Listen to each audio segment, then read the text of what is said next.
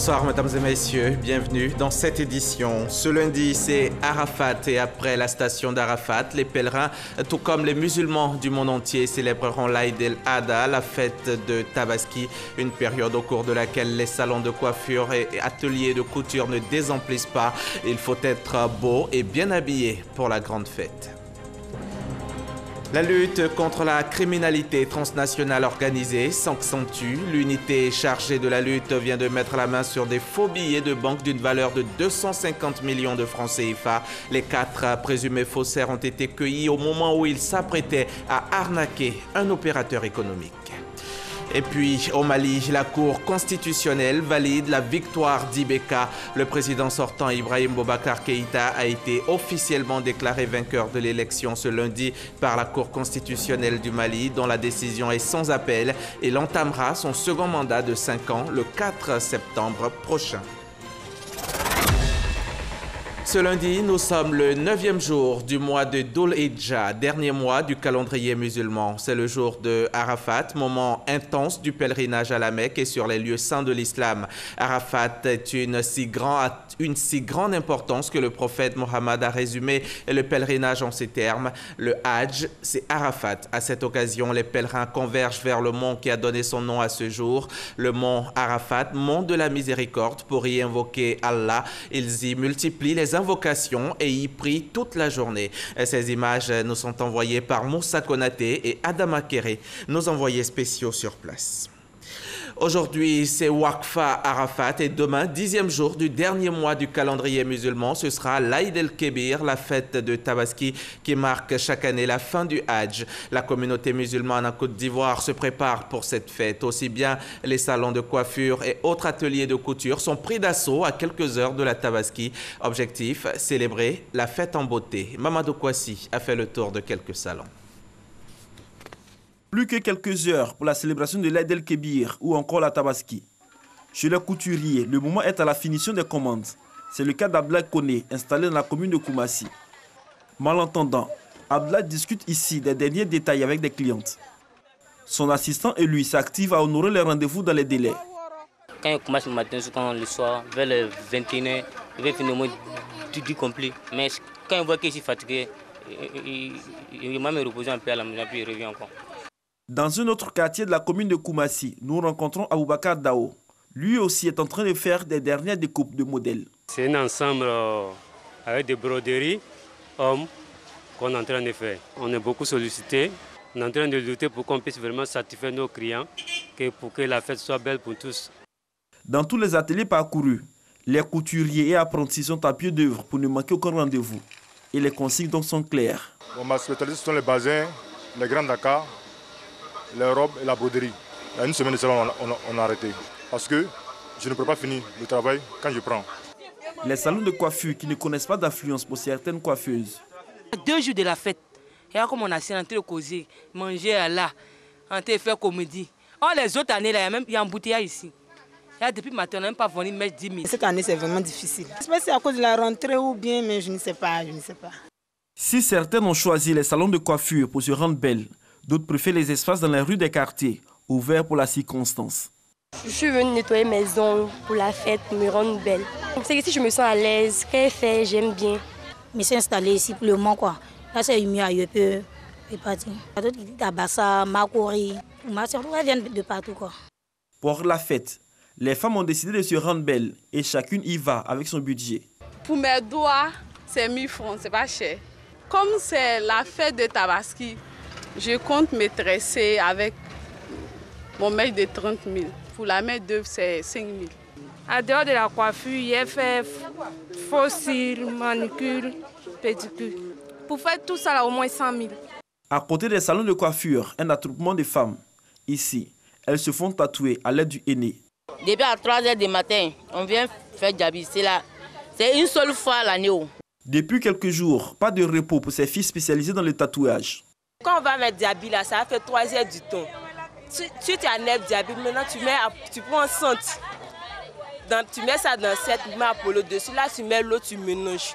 Tu mets un pied de la femme, d'ici 30 minutes, ça devient noir. Temps de fête là, bon, on commence à 5 heures. Mais d'ici 1 heure, on a déjà fini. Dans quelques heures, elles seront libres et heureuses d'avoir contribué à rendre belles ces femmes pour cette fête de Tabaski. Les parcs à bétail également ne désemplissent pas en cette veille de la Tabaski. Les fidèles musulmans s'attellent à s'approvisionner pour la fête de l'Aïd el-Kébir. À Méhagui, les marchés de bétail connaissent une grande affluence. L'ambiance vécue ici par nos reporters Davis Oyo et Serge Collier. Au sud-ouest de la Côte d'Ivoire, la ville de Méhagui baigne dans l'atmosphère des préparatifs de la fête de Tabaski. Sur le marché à bétail, les vendeurs attendent impatiemment les clients qui se font rares. Et puis ça a commencé, on a assis pour se regarder. Et puis mouton aussi, vraiment, c'est moins cher. C'est pas comme l'année passée.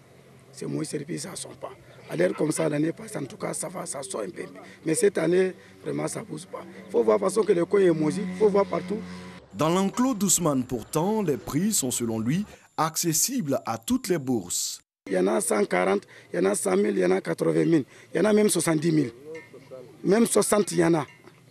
On peut avoir même 50. Même son de cloche chez son voisin. Cette année, le marché est là. Les gens viennent demander le prix, mais bon, on dit que c'est cher. Il y a des moutons à 100 000, bon, il y a des moutons à 90 000. Bon, ça dépend des moutons. Les quelques rares clients qui s'aventurent sont accueillis avec joie.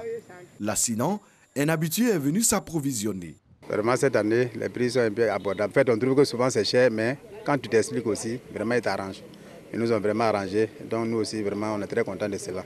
Comme Lassinan, Enza vient de faire une bonne affaire. 2 moutons à 100 000 francs CFA. Moi, je viens de payer moutons. J'ai payé 2 moutons. Mais moutons, là, vraiment, c'est bon. Le prix est bon. Parce que l'année passée, là, vraiment, mouton était trop cher. Devant les difficultés pour s'offrir un animal, une astuce est trouvée par certaines familles de la localité. Elles s'associent pour acheter un bœuf en vue d'honorer le sacrifice à Allah. Je suis venu acheter des bœufs pour qu'on se partage ensemble au quartier. Chaque année, c'est la fête du mouton, mais nous venons acheter des bœufs pour aller, comme la famille est un peu grande, pour aller manger un peu de viande. Le mouton, ça c'est pour le sacrifice. Au-delà du sacrifice du mouton à l'occasion de l'Aïd el-Kébir, les fidèles musulmans de Méhagui se préparent à vivre la fête sous le plus beau jour. Salons de coiffure et de couture ne désemplissent pas. Vous l'avez vu, hein, à Méhagui, les parcs à bétail sont suffisamment approvisionnés en bétail, mais les parcs à bétail ne connaissent pas d'affluence, de grande affluence. Et en cette période de Tabaski, le gouvernement est solidaire des familles démunies et des structures caritatives. Le ministère en charge de la solidarité a remis plus de 2000 kits alimentaires aux familles défavorisées.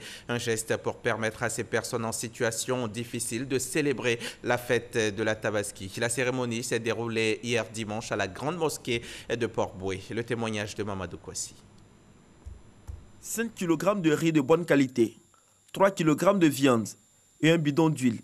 C'est le contenu des kits alimentaires remis aux différentes associations caritatives de la communauté musulmane de Côte d'Ivoire. Ces différentes associations qui servent de relais vont à leur tour leur remettre aux personnes en situation difficile en cette période de Tabaski. J'ai 600 veuves musulmanes, j'ai 200 veuves non musulmanes, chrétiennes, catholiques mélangées. Ça fait 800 veuves que j'ai. Je suis contente parce qu'au moins on pourra soulager nos sœurs. Ce don du ministère de la Solidarité va permettre à ces élèves et étudiants qui sont, particulièrement les étudiants qui sont dans les campus universitaires, de passer d'agréables fêtes et de pouvoir subvenir à leurs besoins alimentaires sur une longue période. Nous avons notre manifestation qui est Tabaski pour la pédiatrie, où nous devons aller rendre visite aux enfants hospitalisés dans nos pédiatries. Je crois que c'est une bouffée d'oxygène pour nous. Les 2100 familles défavorisées ne sont pas les seuls bénéficiaires de cet acte de solidarité du gouvernement. 35 imams ont reçu des moutons pour le sacrifice le jour de la Tabaski. Quand on dit Tabaski, on veut parler des moutons. Et donc c'est la commémoration de la sunna du prophète Abraham alayhi salam. Et donc nous sommes dans les Bégins. Et ces moutons-là, vraiment, ça nous va droit au cœur. Ces dons sont du gouvernement à travers le ministère de la Solidarité, la cohésion sociale et de la lutte contre la pauvreté. Une action qui s'inscrit dans le cadre de l'opération Plaisir Tabaski, initiative pour apporter la joie au sein de ces familles défavorisées du district d'Abidjan. Il n'est pas normal que certaines personnes, pour leur situation socio-économique, restent en marge de cette fête-là. L'opération Plaisir Tabaski est à sa 2e édition, après une première qui a vu la distribution de plus de 1000 kits alimentaires. Reportage Mamadou Kwasi. L'Aïd el-Kébir sera donc célébré demain, une grande fête pour tous les fidèles musulmans. Mais attention, pendant cette fête, il y a des comportements à adopter. Quelles sont ces recommandations? Notre reporter Franck Quadio a posé la question à l'imam Cheikh Soufi Moustapha Sogodogo. L'Aïd el-Kébir, jour de la célébration du sacrifice symbolisé par le mouton. L'imam Cheikh Soufi Moustapha Sogodogo donne des conseils aux fidèles musulmans afin d'obtenir la faveur et la grâce d'Allah. Le prophète dit qu'il n'y a pas un jour qui est plus grand aux yeux de Dieu que le jour de la Tabaski, le jour de la fête du sacrifice. Donc qu'est-ce que le musulman doit faire ce jour-là, mes chers frères et sœurs? Le musulman doit savoir que c'est un jour de pleine bénédiction, car les 10 jours qui nous accompagnent, qui prend fin le jour de la fête du sacrifice, et sont des 10 jours très agréables. Donc ce sont ces 10 jours sacrés que nous avons commencé depuis il y a quelques jours, dont le 9e jour est le jour de Arafat. Un jour dont, si le musulman a jeûné, Allah subhanahu wa ta'ala va effacer tous ses péchés de 2 ans. L'Aïd el-Kébir, appelé aussi Tabaski dans les pays d'Afrique ayant une importante communauté musulmane, elle a lieu le dernier mois du calendrier musulman. C'est un reportage de Christ Diomondé commenté par Franck Quadio. Le ministre de l'Emploi et de la Protection sociale porte à la connaissance des populations vivant en Côte d'Ivoire que demain, mardi 21 août 2018, jour de l'Aïd el-Kébir, la fête de Tabaski est déclarée donc jour férié et chômé sur toute l'étendue du territoire national. Et voilà pour le chapitre Aïd el-Kébir, fête de Tabaski. Transparence, recours efficace aux soumissionnaires, lutte contre la corruption et la fraude. Voilà autant de réformes entreprises par le système des marchés publics. Et ces réformes portent leurs fruits. Elles ont boosté la part des PME au niveau des marchés publics de 16,6% en 2016 à 42% en 2017. Les précisions de Jean-Luc Bangbo. Elle est désormais lointaine, la période où les marchés de fourniture ou de prestations de services à l'État étaient systématiquement attribués aux multinationales ou aux grandes entreprises. Les petites et moyennes entreprises ont désormais leur mot à dire, raflant régulièrement des marchés publics dans tous les secteurs. Le secteur qui présente plus de concentration d'activités au niveau des PME est notamment le secteur des fournitures. Ce secteur à lui seul représente 36,4% des activités des PME. Vient ensuite le secteur des travaux. À lui seul a enregistré 496 marchés sur les 1390 remportés par les PME, soit un pourcentage de 35,7%. Viennent à la fin les travaux liés aux prestations. Et ce secteur représente 27,9% des activités des petites et moyennes entreprises ivoiriennes. Ces résultats sont l'aboutissement d'un long processus initié depuis plusieurs années. Pour encourager et faciliter la participation des petites et moyennes entreprises à la commande publique, le décret 2015-525 du 15 juillet 2015 et ses textes d'application ont introduit de nouvelles mesures. C'est le relèvement des seuils de passation, de validation et d'approbation des marchés. Le seuil est passé à 100 millions de francs CFA pour tous les assujettis au code des marchés publics, hormis les collectivités qui restent pour le moment à 30 millions de francs CFA. Les seuils de validation et d'approbation ont été également relevés. On a 300 millions contre 100 millions auparavant. Et il y a également comme l'une des mesures phares la réduction du taux de cautionnement provisoire. Enfin, nous avons l'octroi d'une marge de préférence de 5% accordée aux entreprises qui sous-traitent au moins 30% de leur marché aux PME locales. De nouvelles dispositions que saluent les patrons des PME, principaux bénéficiaires de cette réforme du système des marchés publics ivoiriens. Les conditions de participation aux différents marchés ont été quelque peu améliorées depuis un certain temps. Donc on n'a pas vraiment de difficultés. L'environnement des marchés publics en Côte d'Ivoire est bon parce que quiconque peut soumissionner à un appel d'offres national ou international. Des avancées certes notables, mais les patrons de PME ont quelques observations. Certaines règles posent problème.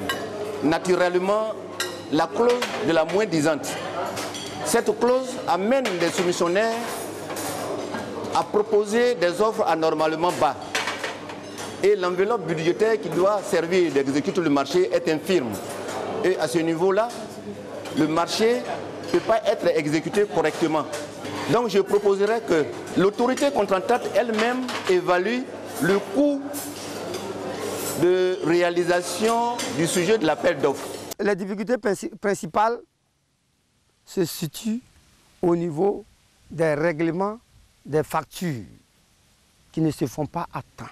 Certaines PME éprouvent encore des difficultés à remporter des marchés publics. L'accès au marché passe par la concurrence. Si vous avez des dossiers bien élaborés, techniquement et financièrement, vous pouvez faire partie de ceux qui peuvent remporter les marchés. La deuxième insuffisance que nous remarquons, c'est l'incapacité financière de beaucoup de PME. Parce qu'il ne s'agit pas de créer une société, il faut avoir la capacité financière pour pouvoir faire face aux appels d'offres. Et enfin, il y a la faiblesse de l'organisation de l'entreprise.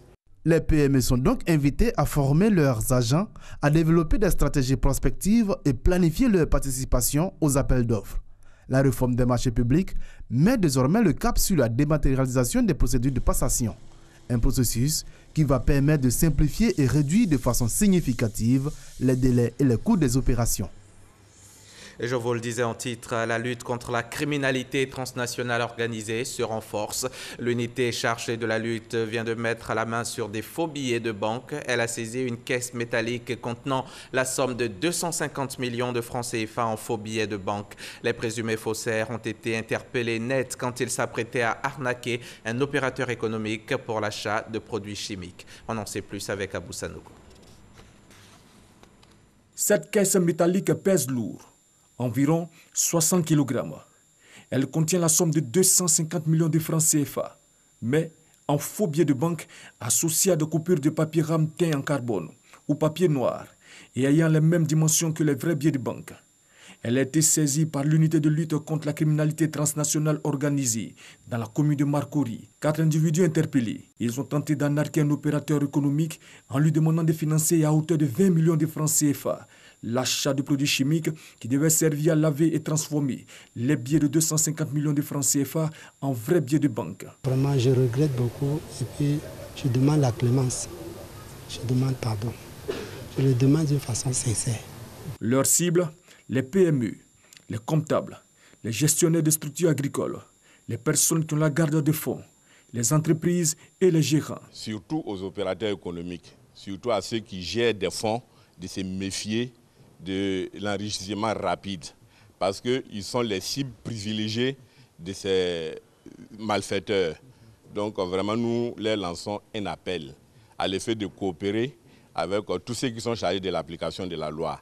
L'UCT, l'unité de lutte contre la criminalité transnationale organisée, est chargée de la lutte contre le trafic illicite de drogue, le crime organisé, la traite des personnes, le trafic de diamants, la protection des espèces animales et végétales et la criminalité financière. Nous sommes le 2 août 2018 et c'est la journée internationale de lutte contre l'abus et le trafic illicite de drogue.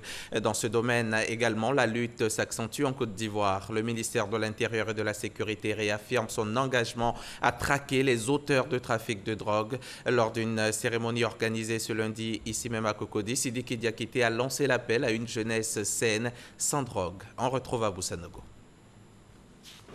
La consommation de drogue classique s'aggrave de plus en plus sur les jeunes par le détournement des produits pharmaceutiques à des usages toxicomaniaques. La jeunesse au cœur des préoccupations des acteurs de la lutte contre l'abus et le trafic illicite de la drogue. Le mal sévit de plus en plus chez les adolescents. Les autorités policières n'hésitent pas sur les moyens pour traquer le mal à la racine. La destruction de nombreux fumoirs de drogue, l'interpellation de 900 personnes, l'arrestation et le déferment de grands dealers grâce à l'opération Épervier 3. Au niveau gouvernemental, l'État entend jouer pleinement sa partition.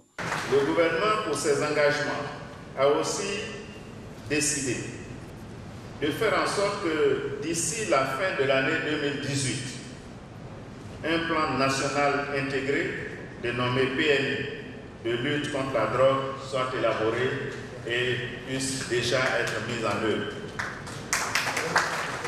En ce qui concerne l'appui aux structures de lutte contre la drogue, l'État a décidé également, après avoir pris toute la mesure du fléau, de développer un certain nombre d'appuis pour que la lutte contre la drogue puisse être menée à bon terme en Côte d'Ivoire. L'arsenal juridique de la lutte contre le trafic illicite de la drogue est pratiquement bouclé.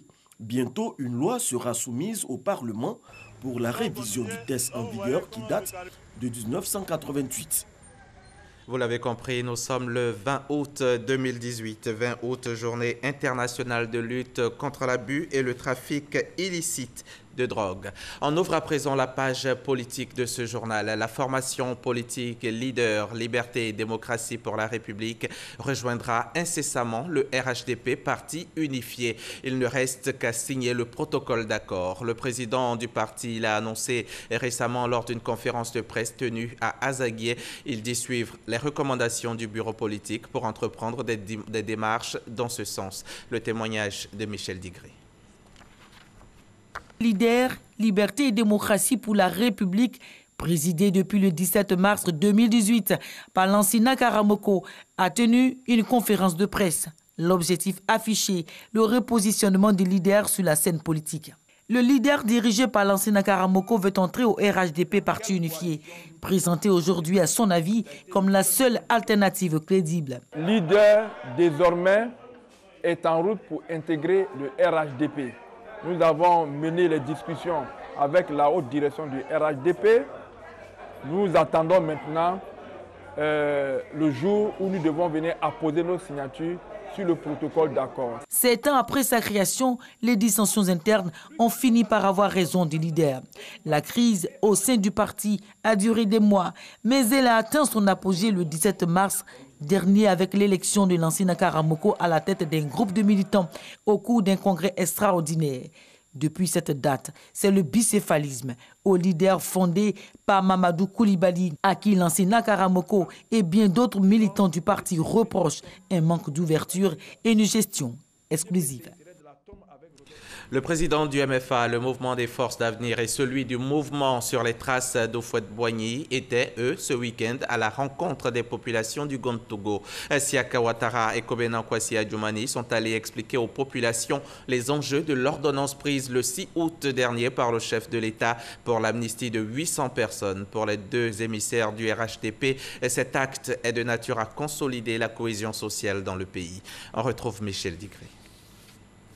Le MFA et le mouvement sur les traces d'Houphouët-Boigny ont tourné dans le Gondougou pour expliquer les enjeux de l'amnistie prise par le chef de l'État. Cette action de haute portée contribuera de manière significative à la réconciliation nationale. Merci, Monsieur le Président, pour toutes vos actions inlassables en faveur de la cohésion sociale et du développement économique de la Côte d'Ivoire. Figurez-vous, si le président Alassane n'était pas animé par l'esprit oufouettiste, est-ce qu'il pouvait prendre cette grande décision d'amnistier les prisonniers de la crise post-électorale? Plus qu'une amnistie, un acte qui trouve son sens dans l'oufouettisme, c'est ce combat pour la réconciliation nationale que veut mener l'initiateur du mouvement sur les traces d'Houphouët-Boigny. Kobena Kwasi Adjoumani partage sa vision avec les populations. Sur les traces d'Houphouët-Boigny, ne prône que la paix. Sur les traces d'Houphouët-Boigny, essaie d'aider le président Alassane Ouattara à élargir les sillons du développement. Le MFA et le mouvement sur les traces d'Houphouët-Boigny se sont engagés à consolider les acquis du RHDP dans la région du Gondougou. Et parlant du RHDP, le parti unifié a désormais un siège logé dans la commune du Plateau, ici à Abidjan. Voilà qui devrait faciliter le travail des militants et permettre au parti unifié de s'implanter dans cette commune. Le nouveau siège a été inauguré en présence de plusieurs personnalités du RHDP et de notre reporter Éric Goré. Voici le siège du parti unifié RHDP du Plateau. C'est le premier du genre. après l'Assemblée générale constitutive tenue le 16 juillet dernier. Ce siège qui va servir de base, de lieu de réunion et de rassemblement aux militants est équipé pour permettre au personnel de travailler efficacement. Au niveau du matériel, au niveau de la logistique, presque tout est réuni, tout est bien disposé pour la réactivité de nous jeunes. Cet appartement de 4 pièces a été offert par un cadre du plateau, membre du RHDP. Une grande fierté pour les militants. Je pense que ce sont là déjà les premiers fruits de l'unification, n'est-ce pas, du RHDP, le parti unifié. Vous voyez qu'ensemble, nous sommes capables de grandes choses. Un nouveau départ pour le RHDP qui vient de s'installer et un généreux militant offre un outil de travail à tous les partis qui composent le RHDP. Le donateur justifie son geste. On avait été interpellé par la vice-présidente en charge des communes du plateau et d'Atekoubé pour nous dire que le plateau étant la commune des affaires, étant une commune d'excellence, il était temps que nous arrêtions de tenir les réunions de nos formations politiques dans les domiciles. Le parti unifié est donc en marche. Bientôt, d'autres sièges du RHDP seront installés à travers le pays. Le peuple baoulé a été détourné depuis des décennies de la culture du coton. Pourtant, le coton profite beaucoup à ce peuple sur les plans économiques, culturels et touristiques avec l'activité du tissage du pagne baoulé. Les populations de Bomizombo et de Kondé-Yaokro en sont les exemples. Les deux localités sont réputées dans cette activité. Charles Tatou de la station régionale RTI Boaké. Le peuple baoulé affiche depuis belle lurette un désintéressement à la culture du coton. Aucun champ relatif à ce produit saisonnier dans les régions du centre de la Côte d'Ivoire. Et pourtant, ce produit industriel est générateur d'activités de revenus comme le tissage de pagne traditionnel, métier dans lequel les habitants des villages de Bomizombo et de Kondo-Yaokro ont une réputation. Vous savez que les écoles de bois et les fibres de raffia et les parents prenaient ça pour se couvrir. Les colons sont arrivés, ils ont envoyé le coton. Et ils travaillaient pour les blancs, mais les blancs les maltraitaient, ils les frappaient. Donc les parents ont démissionné de ce travail. On n'a pas de champ de coton, mais comme c'est devenu maintenant industriel. Cette activité se transmet du père en fils et c'est cet héritage que nos parents nous ont légué. Et aujourd'hui, vous voyez, tout le monde se fait plus l'activité du pagne baoulé. Pas de repos pour les tisserands, tant la demande est forte. À l'occasion des fêtes et des grands événements dans le pays, c'est la ruée de certains acteurs du textile notamment, les revendeurs, les stylistes et les modélistes vers ces deux localités. Nous sommes là dans le cadre de la promotion des pains traditionnels et autres. Ici, nous sommes logés à l'hôtel, pas à quelques 200 mètres d'ici, dans ce village. En tout cas, pour le moment, tout marche bien. Actuellement, j'ai une cliente qui est venue commander une tenue quand je fais un défilé. Et je vais prendre un pagne ici. Pour lui faire une grande tenue, elle doit aller au Mali pour un gala. L'activité de tissage de pagne traditionnel baoulé nourrit son homme. Elle a même généré d'autres activités de revenus autour d'elle et contribue pleinement au développement des villages de la tribu Bomi. Parmi ces nouvelles bâtisses que vous voyez, il y a des tisserands qui sont propriétaires de maisons. Il y a même des tisserands qui sont propriétaires de véhicules. Nous, à travers le Quindan, nous sommes en train d'organiser la jeunesse, nous sommes en train d'organiser ceux qui tissent le pagne pour que ce métier puisse participer encore plus au développement de notre village. Pour l'unité et la consolidation de la cohésion sociale, les cadres de Bomizombo et de Kondo-Yaokro œuvrent activement pour la fusion des coopérateurs de la filière pagne des deux localités. Ils fondent leur espoir sur le Tiedan Festival, fête culturelle qui fait la promotion du pagne traditionnel baoulé. Et pour refermer ce journal, je vous propose l'actualité internationale en bref. Première destination, le Mali, où la Cour constitutionnelle confirme la victoire d'Ibeka au second tour de la présidentielle. La Cour constitutionnelle malienne a confirmé ce lundi la victoire d'Ibrahim Boubacar Keïta, Une confirmation qui fait suite aux résultats officiels du second tour de la présidentielle malienne, avec 67,16% des voix pour le président sortant contre 32,84% pour son adversaire, Soumaïla Cissé. Ibrahim Boubacar Keïta entamera son second mandat de 5 ans le 4 septembre prochain, date de son investiture. Au moins 19 personnes ont été tuées hier dimanche dans une attaque de militants islamistes. Cette attaque a été perpétrée contre un village situé dans le nord-est du pays. Les islamistes avaient été repérés 3 jours avant cette attaque. Les habitants ont interpellé les forces de défense. Cependant, aucune mesure n'a été prise. En République démocratique du Congo, le ministre d'État en charge de la justice entend invalider tous les candidats détenteurs d'une double nationalité. Il entrevoit également de possibles dénonciations et des poursuites contre toute personne qui, au mépris de la loi, aura déposé sa candidature tout en ayant une double nationalité. Une initiative saluée par certains, mais pour d'autres, cette démarche vise à nuire à Moïse Katumbi. En effet, ce dernier a eu 2 nationalités congolaises et italiennes pendant 17 ans. Et c'est la fin de ce 23h. Merci de l'avoir suivi. Demain, c'est la fête de Tabaski. Bonne fête à tous les musulmans de Côte d'Ivoire.